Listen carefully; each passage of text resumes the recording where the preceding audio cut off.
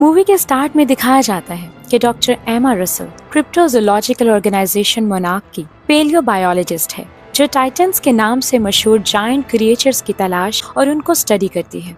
वो और उसकी बेटी मेडिसन मोनार्क बेस के अंदर एक बड़े लार्वा की बर्थ को विटनेस करते हैं जिसे मोथरा कहते हैं। एमा ने ओर्का नामी डिवाइस के साथ मोथरा को काम डाउन किया। ये ऐसी डिवाइस है जो टाइटन्स के रवैये को अपनी तरफ अट्रैक्ट या चेंज कर सकती है। एलन जोना के लीडरशिप में इकोलॉजिकल टेररिस्ट का एक ग्रुप अचानक बेस पर हमला करता है और ईमा और मेडिसन को किडनैप कर लेता है। मोथरा एक आबशार के नीचे भागती है और कठपुतली बन जाती है। मोनार्क के साइंटिस्ट डॉक्टर इशिरो सेरिजावा और डॉक्टर विवियन ग्राहम एमा के एक्स हस्बैंड और मेडिसन के डैड मार्क रसल से उनका पता लगाने के लिए उन्हें अप्रोच करते हैं। वो उसे बताते हैं कि मोनार्क की टीम 17 मॉन्स्टर्स को ट्रैक कर रही है। मार्क उनको तबाह करना चाहता है लेकिन सेरिजावा का ख्याल है कि उनमें से कुछ